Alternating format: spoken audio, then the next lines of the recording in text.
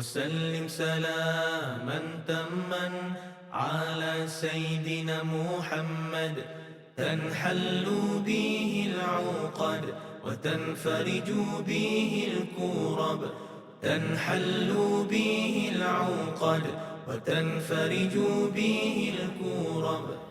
Alhamdulillah. Bismillahirrahmanirrahim. Segala puji-pujian buat Allah, penguasa sekalian alam. Selawat dan salam ke atas junjungan besar Nabi Muhammad sallallahu alaihi wasallam serta ahli keluarga baginda. Seterusnya sidang penonton, ibu-ibu, bapa-bapa, saudara dan saudari yang dirahmati Allah. Assalamualaikum warahmatullahi wabarakatuh.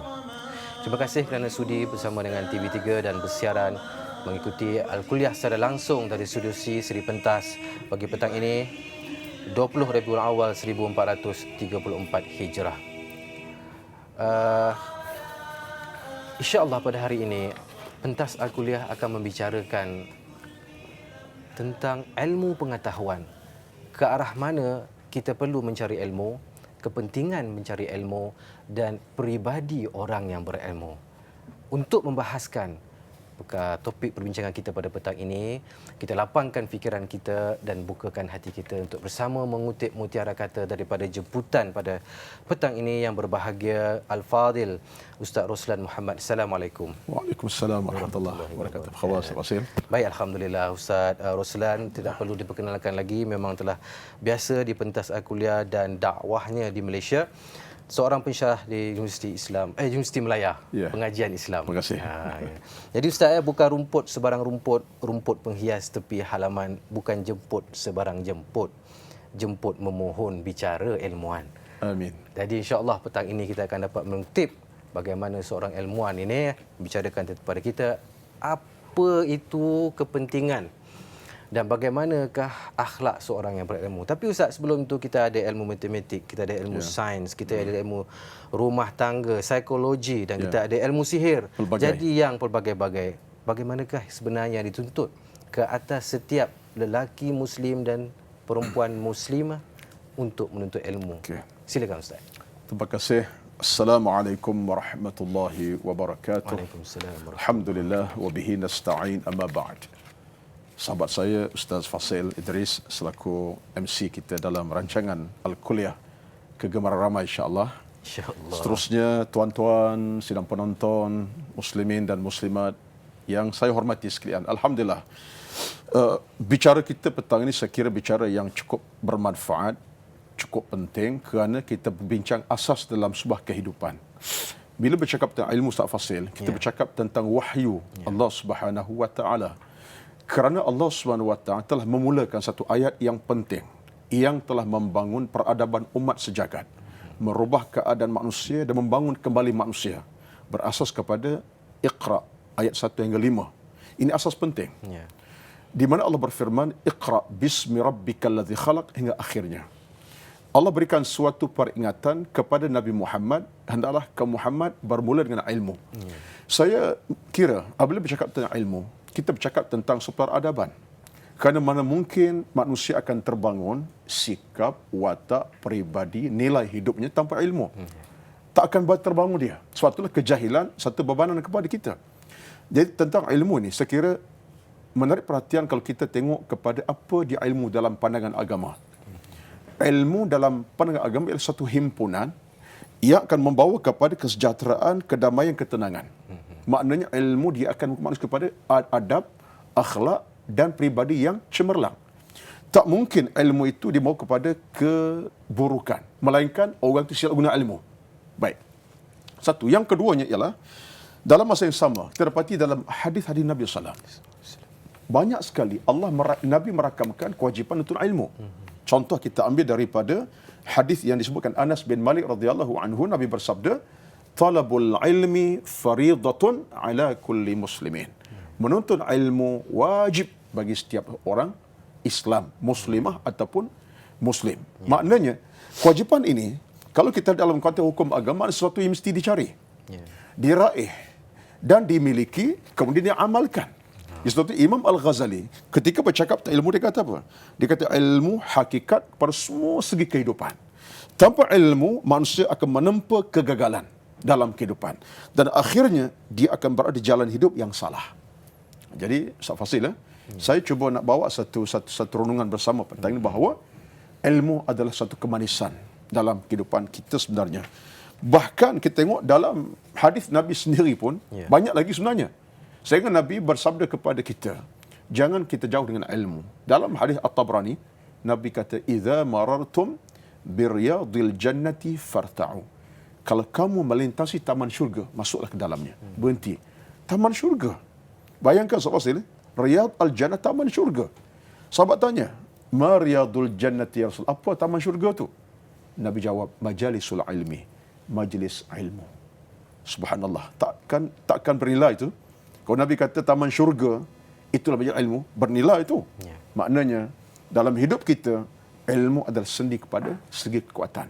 Tanpa ilmu, kita akan menempa 1001 masalah dan kegagalan. Jadi tuan-tuan, perbincangan kita penting, saya ingat perbincangan yang perlu dihayati, diteliti, kerana hari ini kita ada cabaran dalam menuntut ilmu. Sebab itu kita lihat kadang-kadang dalam suasana kita ini, bukan ilmu tidak ada, tapi kita ada masalah dengan ilmu. Wallahu alam. Itu sekira mukadimah awal saya. Baik, terima kasih.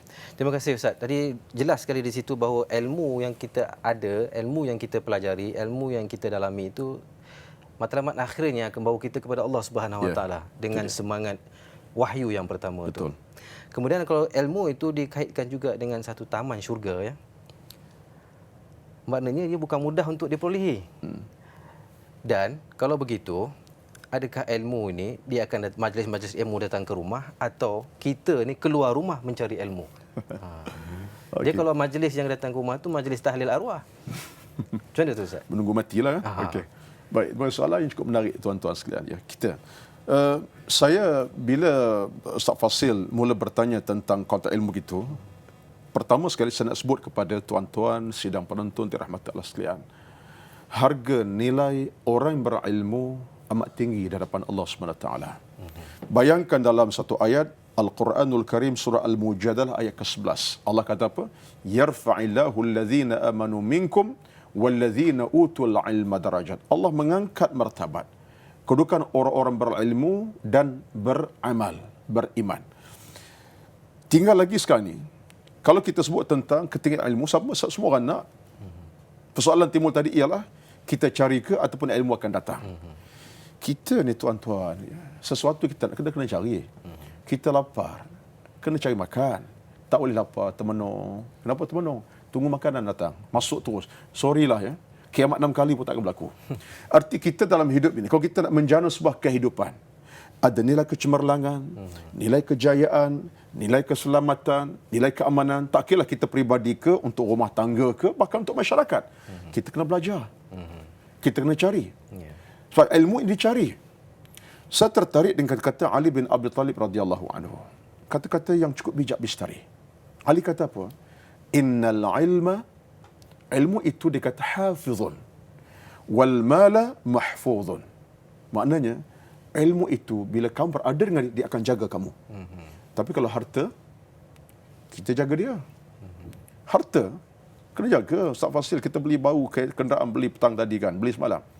Tak tidur malam saya ingat, ya. Bimbang kuku orang curi kereta kita. Tidur 2-3 jam je. Tapi ilmu kalau kita ada dia, kita belajar, kita mengaji, dia akan jaga kita. Mana ilmu akan membawa kepada kebaikan. Jadi maknanya ilmu kita kena cari. Satu tuan-tuan, kita dalam sejarah peradaban umat Islam sejagat. Bayangkan para ulama kita, mereka sentiasa berjalan mencari ilmu. Imam Bukhari ratusan kilometer kerana semata-mata nak cari sepotong hadis Nabi. Dengar ada di sana sanadnya tentang hadis yang disebut. Bukan 10 kilometer, ratusan kilometer. Semata-mata untuk mengesahkan satu hadis tentang Rasulullah, akhlak Nabi. Bayangkan, dia cari. Jadi pada hari ini saya ingat, ruang-ruang ini menjadikan kita tidak boleh berdiam diri sebenarnya. Kalau kita nak perkasakan keilmuan kita, nak perkasakan peradaban kita, nak membentuk kehidupan sejahtera, kena berusaha. Jauh dan dekat, kita kena cari. Dan ruang-ruang itu bagi saya, ruang yang terbuka pada hari ini. Sebab itu ilmu hari ini, ada di mana-mana. Ada di mana-mana. Kita nak cari ilmu apa? Ilmu agama, ada. Hatta ilmu sosial masyarakat. Nak belajar ilmu perubatan, ilmu ekonomi, ilmu perniagaan. Nak belajar perniagaan, kena carilah orang pakar dalam perniagaan. Sekurang-kurangnya, pergilah ke tepi orang sedang tiba terjana contohnya. Pergilah kan. Nak belajar ilmu terjana, buat terjana. Pergi tengok 3-4 petang. Akhirnya dapat ilmu tu. Contohlah ni, itu terjana. Kita cakap bukan terjana sekarang. Cakap tentang ilmu ketuhanan. Wallahu alam. Ya, terima kasih banyak Ustaz untuk permulaan ini dan pemanas untuk kita berdua lah di sini. Kita berehat sebentar dan kembali semula ke pentas Al-Kuliah selepas ini. Silakan.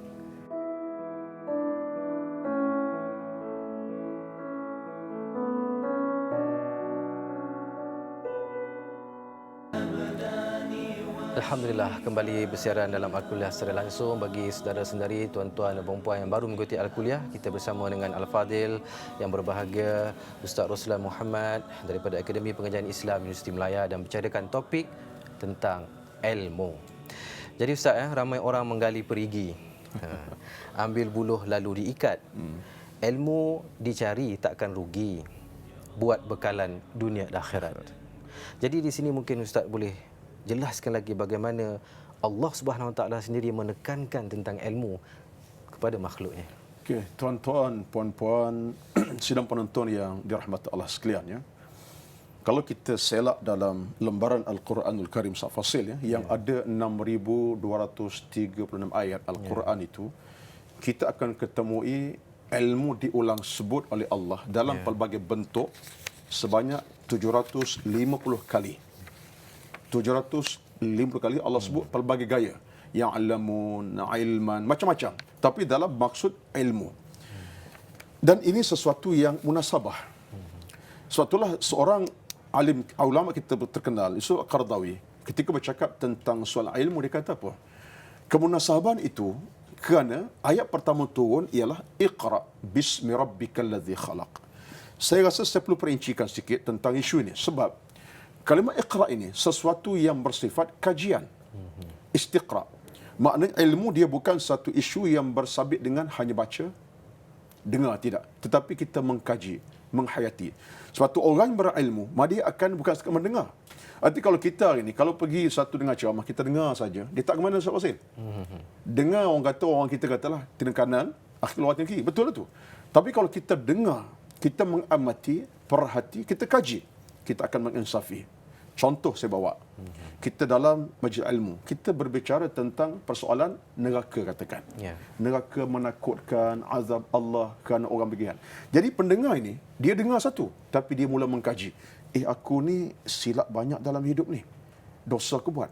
Tidakkah itu satu pengkajian langsung menyebabkan dia berfikir?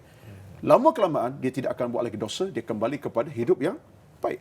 Dia kalau ilmu hanya dengar saja, tak kaji, dia tak ini. Suatu Iqra ini, dalam hukum bacaannya, betul lah Iqra. Tetapi maksudnya ialah dengar, baca, faham dan amal. 4 sifat ini adalah sifat ilmu. Sebab itu ke dalam hal ini, menarik pada saya, yang disebutkan oleh Ibn Khaldun. Ibn Khaldun berkata bahawa ilmu sebagai sesuatu yang dapat menjadikan manusia itu lebih berfikiran baik, elok, akal fikiran terkawal, dan kehidupan yang lebih berpaksi kepada iman dan agama. Tengok Ibn Khaldun kata. Ilmu macam mana? Ilmu yang tadilah. Ilmu yang dia faham, dia dengar, dia faham, dia tahu, dia amalkan. Dia tuan-tuan dirahmati Allah sekalian. Jadi makna dalam konteks ini, ilmu tak akan datang. Tetapi ilmu kita yang kena cari. Saya ulang sebalik. Mungkin tuan-tuan terlupa tadi, kata-kata Ali tadi. Saya kata saya bukan apa dah. Saya ingat kata-kata Ali ni satu rumusan cukup hebat. Ya? Innal ilma hafizun wal mala mahfuzun. Ilmu akan jaga anda, tapi kalau harta, anda yang jaga dia. Arti kalau kita dalam hidup ni, kalau ada ilmu sekalipun, kita mati pun, orang berilmu tidak akan mati segala-galanya. Sebab ilmu tadi akan perpanjangan. Dan itulah saya rasa satu di antara perkara yang boleh motivasikan kita. Sebab itulah orang berilmu, dia tidak akan kematian segera. Kerana kalau dia mati segera pun, ilmunya akan terus berpanjangan menjadi amal yang soleh. Wallahu a'lam. Tapi adakah 750 ayat tadi tu Kali 750 kali diulang tentang ilmu tu, termasuk ilmu matematik, ilmu kimia, ilmu biologi yang membentuk peradaban kita. Macam mana Ustaz? Okey. Al-Quran tuan-tuan sifatnya kitab yang komprehensif. Al-Quran kitab yang menekan persoalan hidup, dunia dan akhirat. Al-Quran kitab yang menekankan tentang soal dunia dan akhirat. Tidak sama sekali Quran hanya bercakap akhirat, dosa, pahala tidak. Al-Quran mengajar kita tentang ilmu kehidupan. Dunia yang selamat, akhirat bahagia. Jadi pengulangan ayat tentang ilmu Al-Quran menepati kesemua kehendak. Sebab bila Quran sebut, dalam Quran, contoh apa Tuhan kata, Qul hal yastawil ladzina ya'lamun wal ladzina la ya'lamun. Ini berada dalam surah Az-Zumar ayat ke-9. Allah kata, Muhammad tolong beritahu kepada orang ramai, apakah sama orang berilmu dengan tidak berilmu? Kalangan ulama tafsir, bila bercakap tentang ayat ini, tidaklah berkata ilmu akhirat saja. Tetapi ilmu kemanusiaan, ilmu keduniaan. Sebab kita ada tuan-tuan, kalau kita ada ilmu yang cukup tentang ilmu keduniaan, katakan. Ilmu keduniaan maksud ilmu yang bersabit kita dengan orang, ya, jiran tetangga. Orang ada ilmu, mana dia nak bermusuh? Mana dia nak dengki dendam? Dia tengok orang miskin akan tolong. Tengok orang yang ada anak yatim, dia akan bantu. Sebab ilmu keduniaan itu dia mengajar. Dia tidak akan jadi orang yang sombong. Kata Kelantan, act maknanya tak menentu sombongnya. Tak. Sebab ada ilmu keduniaan. Tapi orang ini kadang-kadang tak faham. Seolah-olah kita berilmu ni akhirat semata-mata. Tidak begitu sebenarnya. Sebab Quran satu kitab yang komprehensif yang mengajar manusia tentang peradaban. Dan peradaban itu mesti berfungsi pada kekuatan hati dan jiwa. Itu saja. Sebab itulah kadang-kadang kita lupa. Ilmu ini dia di mana permulaannya?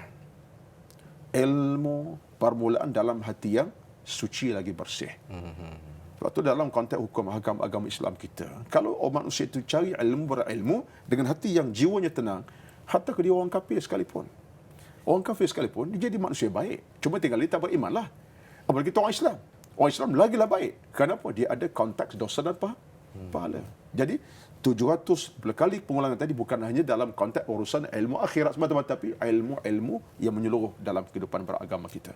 Wallahu a'lam. Jelas sekali Ustaz. Terima kasih banyak. Jelas sekali, alhamdulillah. Dan kita berehat sekali lagi sebelum kita teruskan perbicaraan kita. Silakan.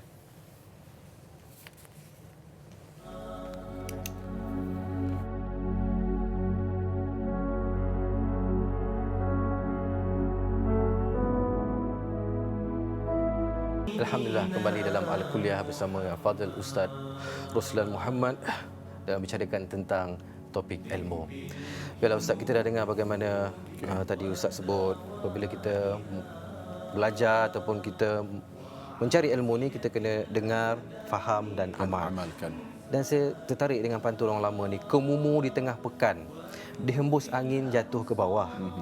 Ilmu yang tidak diamalkan bagai pohon tidak berbuah. Allahu Akbar. Boleh Ustaz perincikan lagi tu? Nak kena jawab itu? Tak tahu dah jawab saya ni. Saya tak jual sebenarnya. Saya tak jual, saya tanya. Okay, soalan cukup cantik. Jadi maknanya orang tua-tua kita ni, dia sudah menghayati nilai ilmu dalam kehidupan bermasyarakat. Jadi kalau tak diamalkan, bagaikan buah tadi apa? Pohonnya tidak berbuah. Buah tak berbuah. Pohon tak berbuah. Baik. Saya rasa satu di antara perkara yang paling utama ialah tentang bila kita berilmu, mana kita bukan untuk diri kita. Nabi SAW, bila Allah kata, Iqra bismi rabbikal ladzi khalaq. Bacalah Muhammad dengan nama Tuhanmu yang maha mencipta.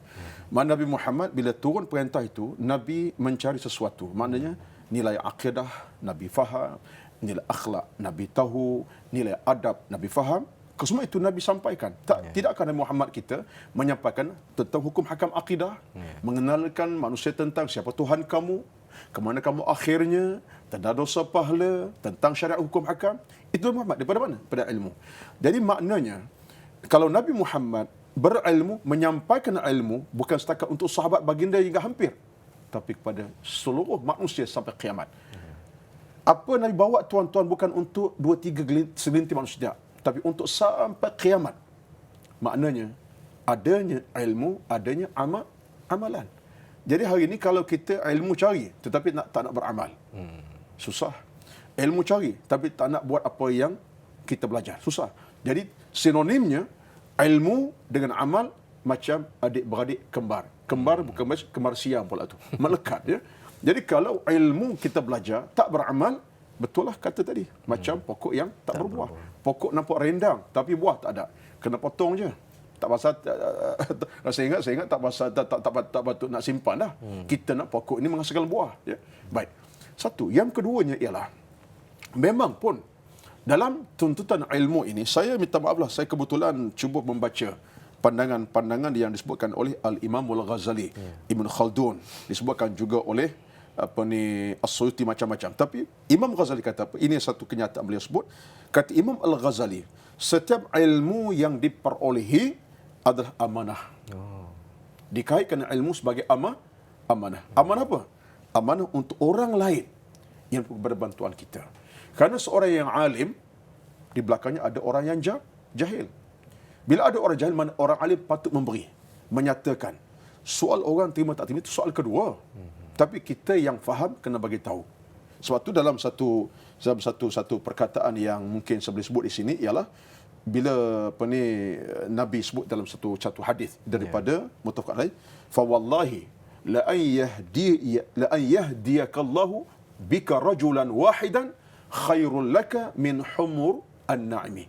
Hadis ini cantik Ustaz Fazil, sebab Nabi kata bila kita dapat mengajak orang kepada kebaikan, mana kita berilmu lah kan. Sebagai contoh, anak ada ilmu sikit, saya ada ilmu sikit, tengok Fasil mungkin ada masalah, tak solat ke tak semayang, akhlak buruk, contoh Fasil, anak beri dorongan, beri ajakan, ajak pada baik. Bila saya dapat buat kebaikan macam tu, sehingga Fasil berubah jadi insan yang terbaik, sebaik-baik manusia, kata Nabi, saya akan dapat humurun an-na'im. Maknanya satu pahala yang besar, umpama lebih daripada kuda belang. Jadi apa makna? Maknanya orang berilmu dia kena beramal. Ini amanah. Tapi orang berilmu tak beramal, dia telah hilangkan amanah agama. Mungkin dia pun masalah lah. So biasa kalau orang berilmu tak beramal, dia sendiri pun masalah. Sebab dia akan sembunyikan ilmu dia. Wallahu a'lam. Oh, berat tu kalau kita ilmu yang kita dengar petang ini kita kena amalkanlah.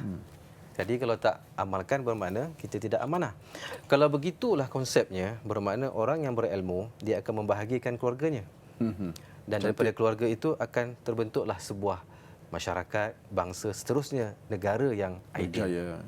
Jadi Ustaz boleh kembangkan lagi tu. Okey, cantik. Dia hakikatnya macam itulah. Dia ilmu dalam Islam ini tak kira ilmu yang bersifat keagamaan ke, ilmu sosial ke. Sebab kalau dalam pandangan Imam Al-Ghazali juga, saya bawa cerita sebab dia banyak bercakap tentang falsafah ilmu, ya. Dia bagi ilmu tiga. Satu, ilmu yang mahmudah. Iaitu ilmu syariat. Masalah fiqh, tajwid, tafsir, termasuk ilmu perubatan, ilmu dalam urusan harta benda, ini dikata ilmu mahmudah. Ilmu yang kedua disebut oleh Imam Al-Ghazali ilmu madhmumah, ilmu yang terkeji, iaitu ilmu sahir, tirik nasib orang, an-nujum, ini kamu ni bintang sekian-sekian, ni tak lama hidup ni, contohnya. Itu ilmu terkeji. Ilmu ketiga nama ilmu mubah. Kita belajar tentang sejarah dunia, sastra adab, tentang bahasa. Itu ilmu mubah, ya. Tiga. Menariknya kata Imam Al-Ghazali rahimahullah, kesemua ilmu ini yang pertama mahmudah, wajib dipelajari dan diberitahu kepada orang lain. Yang kedua, ilmu madhmunah wajib dijauhi dan diperingatkan jangan orang lain buat. Ini pun saya sampaikan. Tak boleh, ilmu sihir ini satu benda yang hukumnya haram dalam Islam. Tak boleh nak bomoh-bomohkan orang. Tengok orang dah berniaga, nampak maju, bomohkan orang, hantar jinnya, syaitan. Syaitan bukan syaitan Malaysia, syaitan Jepun pun datang, ya. Syaitan Siam contohnya. Tak boleh, haram dalam Islam. Mana kita bukan setakat tak buat, kena beritahu. Tak boleh. Ini satu benda yang keji dalam agama, yang Allah murka, yang Nabi tak suka. Beritahu. Yang mubah. Mubah makna benda yang harus. Boleh. Kita ajak. Kita dia anak kita rumah tangga. Abang Long mungkin ambil bidang apa? Bidang kesusastraan. Abang mengaji universiti dalam bidang sejarah, tamadun. Okey. Untuk kepentingan dia. Jadi dalam hukum ni, yang penting kata Imam Ghazali, kita kena sampaikan. Sebab bila kita sampaikan, ilmu akan berkembang. Terutamanya ilmu yang mahmudah, yang terpuji tadi. Kerana orang boleh menilai. Kalau dia dah faham agama, fasil, daripada ilmu dia belajar, dia akan berubah. Saya tertarik dengan kata-kata guru saya, ya, yang pernah berkata bahawa tidak akan berubah manusia dari saat ke minit, minit ke jam ke dengan penghayatan ilmu. Maknanya ilmu itulah merubah manusia, bukan yang lain. Orang tak akan berubah tanpa ilmu. Percayalah. Saya bagi contoh, orang tak solat, dia tak akan jadi orang bersolat kalau tidak belajar tentang ilmu solat. Apa hukumnya, apa kewajipannya, syarat sah sembahyang, boleh akan bersolat. Tapi tak belajar, tak akan bersolat. Jadi maknanya ilmu amanah. Dan saya ulang balik, ilmu amanah yang besar yang wajib disampaikan, wajib dikembangkan. Apalagi kalau ilmu-ilmu untuk menyelamatkan masyarakat manusia daripada hal-hal yang buruk dan sebagainya. Wallahu a'lam. Kalau ilmu-ilmu yang mahmudah dan terpuji ini, Ya. sudah pastilah kita kena berguru dengan orang yang ahlinya. Kalau ilmu tentang agama tentulah orang Islam. Tapi ilmu mubah ni, Ustaz, adakah kita boleh Yang harus. berguru bukan daripada orang Islam? Macam Okey. mana? Dia dalam satu hadis Nabi sebut, al-hikmatu dhallatul mu'min fa aina wajadaha fa huwa ahaqqu biha. Ya, yang bermaksud benda-benda ilmu ini kadang-kadang benda hilang daripada orang Islam. Bila kita dapati, pegang, ambil, belajar betul-betul. Ilmu ini, saya dah sebutkan tadi, yang mubah macam kata Ustaz Fasil tadi, tentang ilmu sejarah, ilmu kemanusiaan, ilmu apa, matematik contohnya.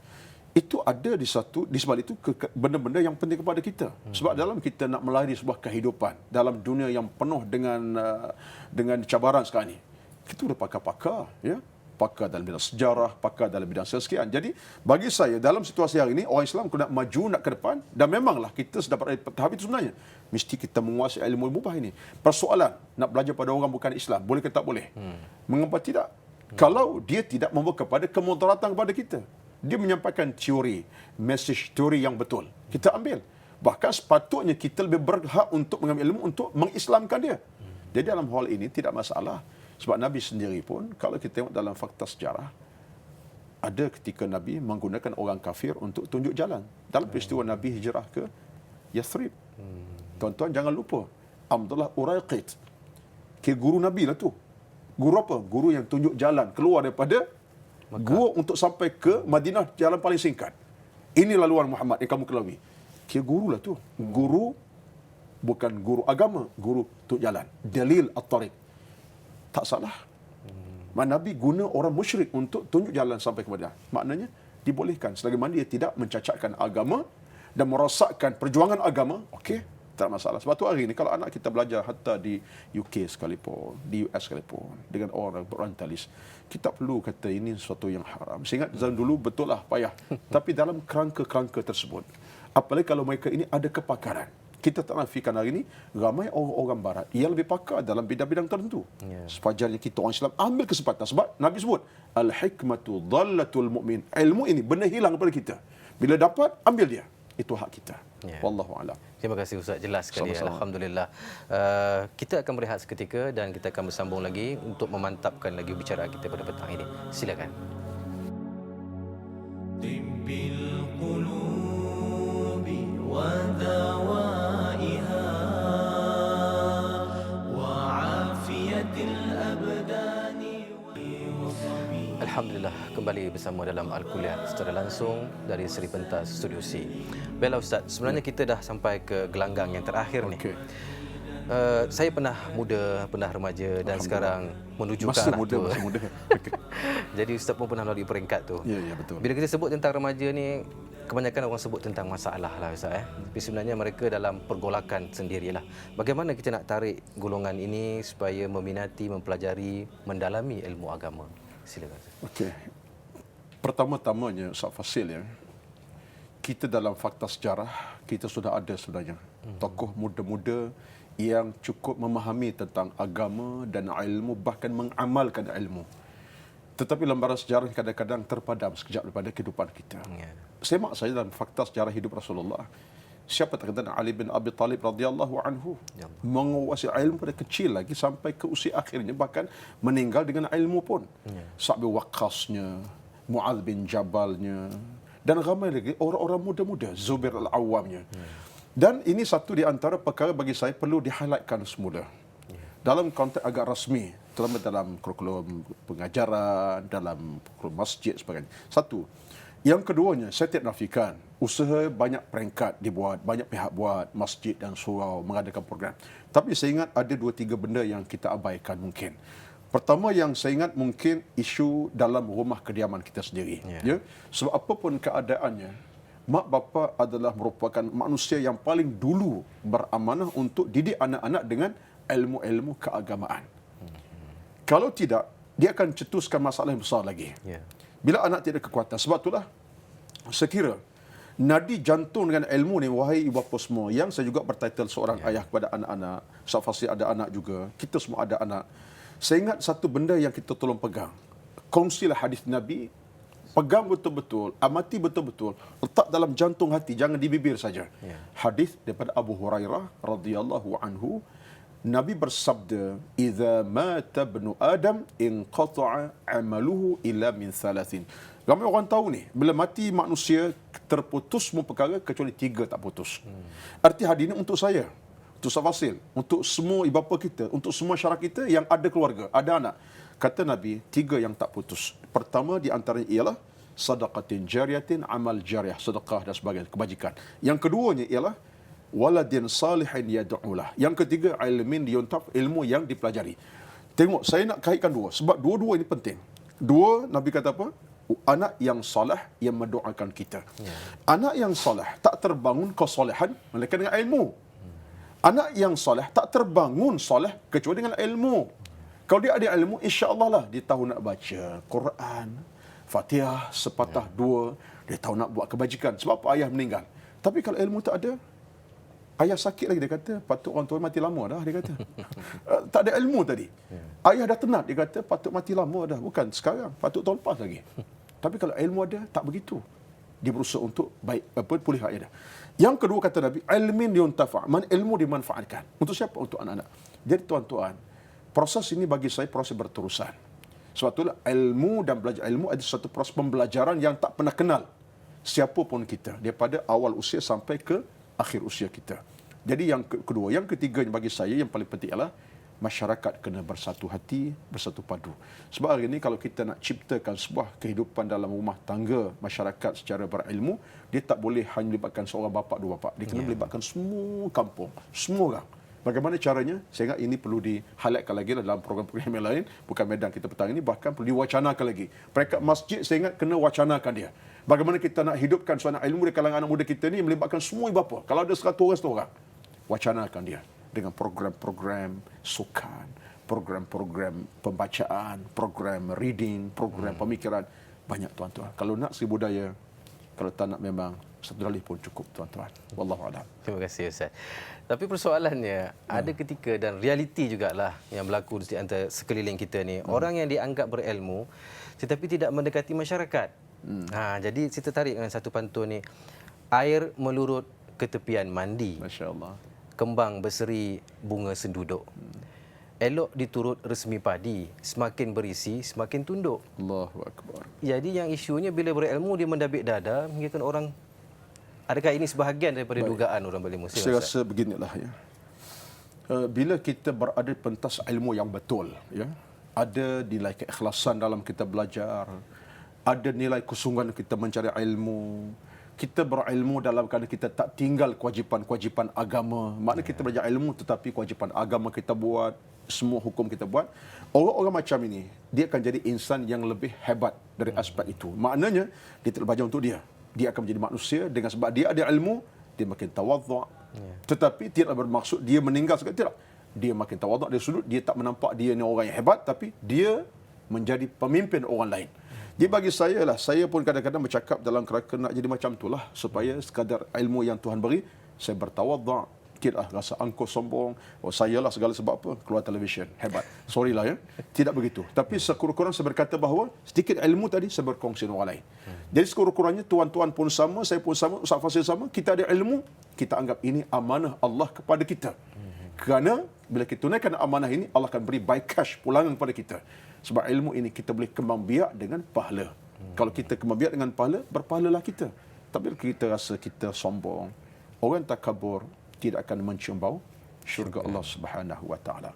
Orang yang angkuh dengan ilmu lagilah tidak akan dikenali oleh Allah di padang mahsyar nanti. Bahkan ingat tuan-tuan, satu hadis Nabi yang saya ambil maksud nasnya, antara manusia Allah seksa di padang mahsyar nanti orang berilmu tapi orang tidak beramal, bahkan sombong pula dengan ilmu dipelajari. Subhanallah. Sebab itu orang berilmu ni pastilah orang yang banyak dekat dengan Allah. Dia banyak bermunajat, dia banyak menangis, banyak meniti. Kenapa? Dia bimbang kalau dia rasa sombong daripada orang lain.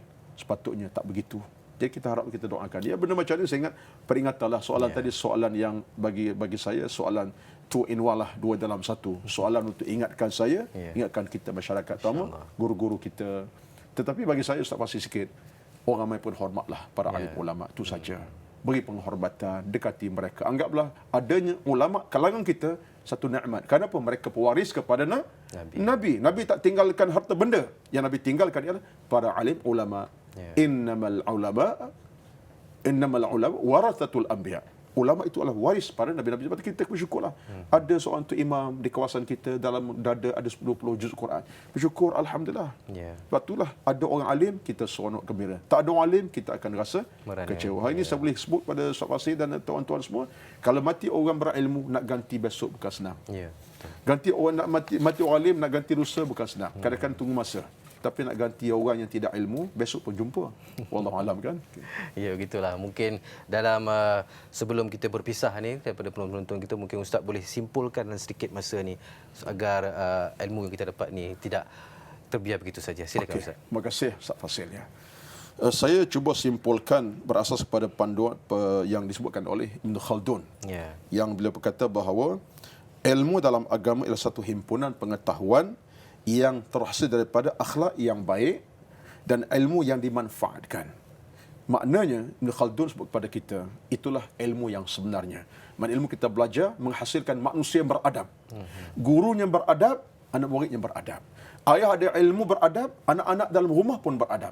Itulah ilmu yang berjaya. Kalau tidak, ilmu itu gagal sebenarnya. Jadi kita hanya menjadi hampah dengan ilmu kita pelajari. Rugilah kita. Sedangkan ilmu adalah nyawa jantung kita. Mati dengan ilmu, insya-Allah kita mati dalam kebaikan. Mati dalam kejahilan, kita mati dalam kemaksiatan. Wallahu alam. Terima kasih banyak Ustaz. Sama-sama. Dan itu satu simpulan yang baik untuk kita pada petang ini. Dan setinggi penghargaan juga kepada sidang penonton kerana mengikuti perbincangan daripada awal hingga akhir.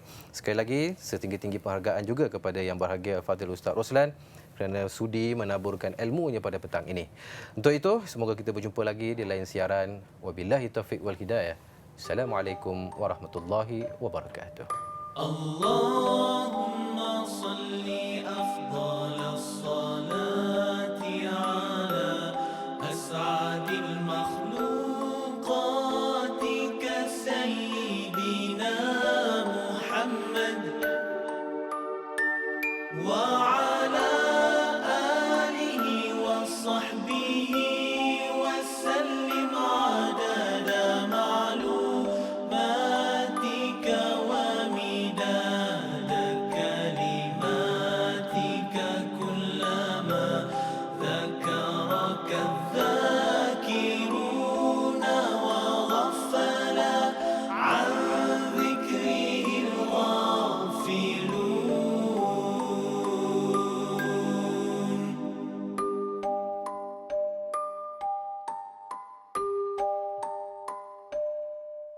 Allahumma salli